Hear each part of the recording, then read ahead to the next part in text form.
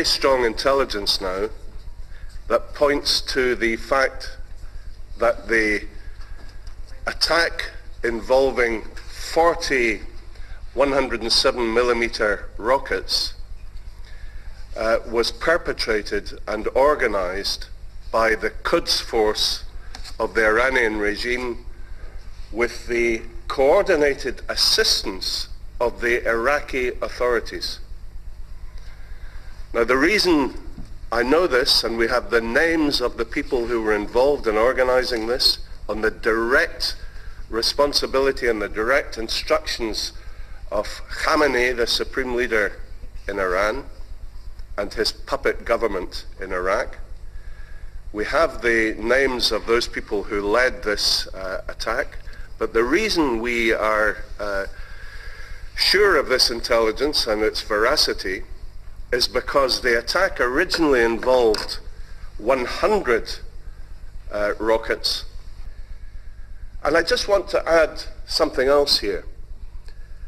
The German ambassador to Iraq made a statement the other day after the massacre, regretting the massacre, and saying that she congratulated Martin Kobler and the Iraqis on providing security for the people in Camp Liberty.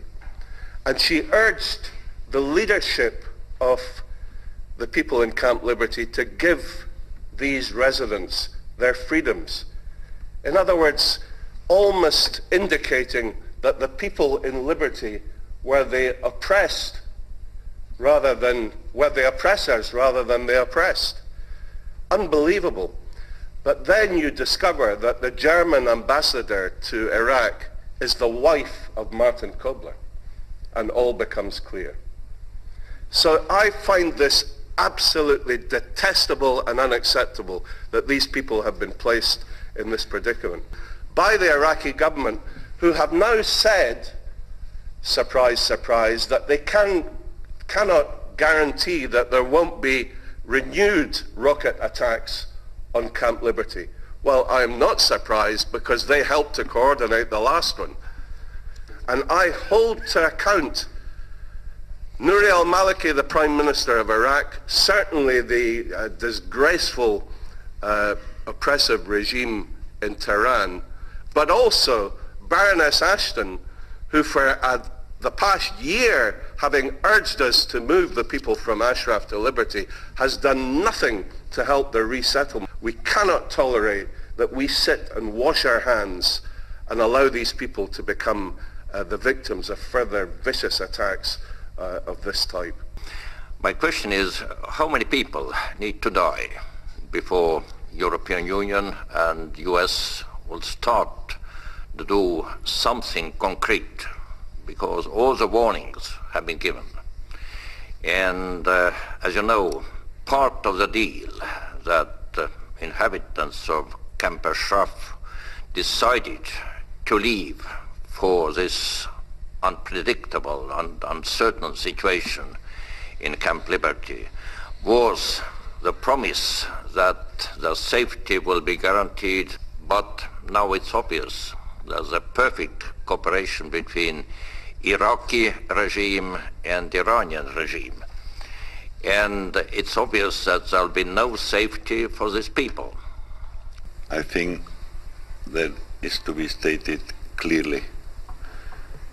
The refugees must return to Camp Ashraf. And as said, what is Ashton doing? We must call on Ban Ki-moon to change, to replace Kobler, because as said, Kobler and his wife produce false arguments and news about what is happening there. A conflict of interest. Ban Ki-moon must replace Kobler, or the Germans must replace the wife of Kobler.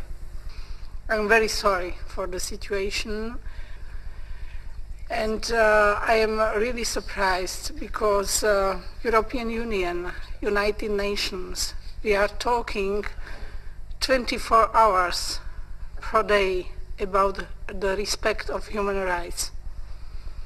But here the human rights are violated and not respected.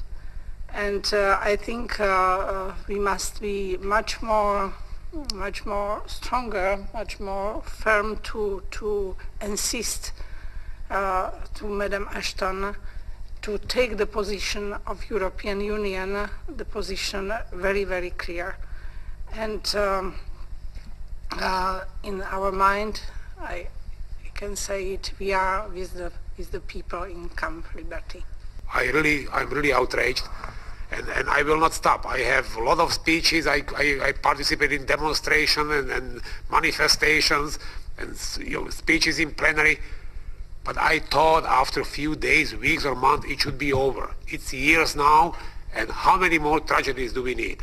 That we have to intensify, we have to use all our personal contacts to ask the responsible authorities, starting for Ban Ki-moon and Baroness Ashton and everybody, to take these things seriously and contribute to the change of the development of the situation which is developing so far.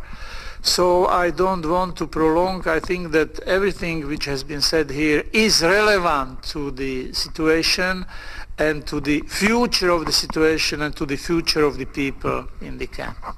Thank you.